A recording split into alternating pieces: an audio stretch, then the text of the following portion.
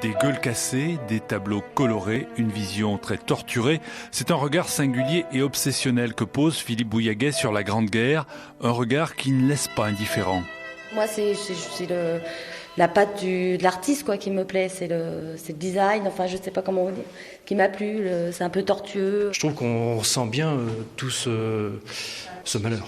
Cet ancien prof d'histoire s'est mis à peindre il y a 5 ans, à la mort de son père, un tableau par semaine, quasi exclusivement sur le thème de la guerre de 14-18.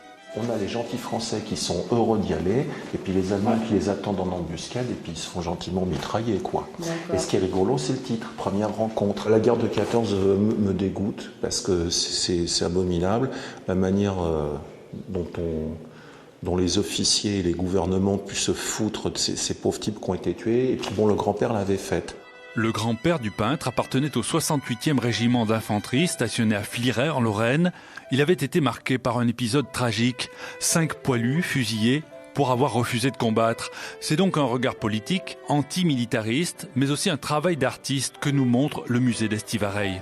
C'est vraiment une œuvre qui est spontanée, on peut la qualifier d'art brut, l'artiste n'aime pas trop, mais je crois que c'est ça, hein, c'est vraiment quelque chose qui jaillit vraiment des tripes de Philippe Bouillaguet.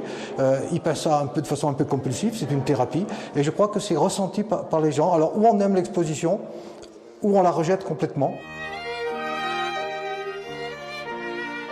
Moi, j'admire Jacques Tardy, ou les gens qui font des dessins un petit peu réalistes sur la guerre de 14. Mon seul souci, c'est que je ne sais pas faire. Moi, il faut tout le temps que ça parte en vrille, quoi. C'est la première fois que cet autodidacte est exposé dans un musée de France, à voir jusqu'à fin novembre.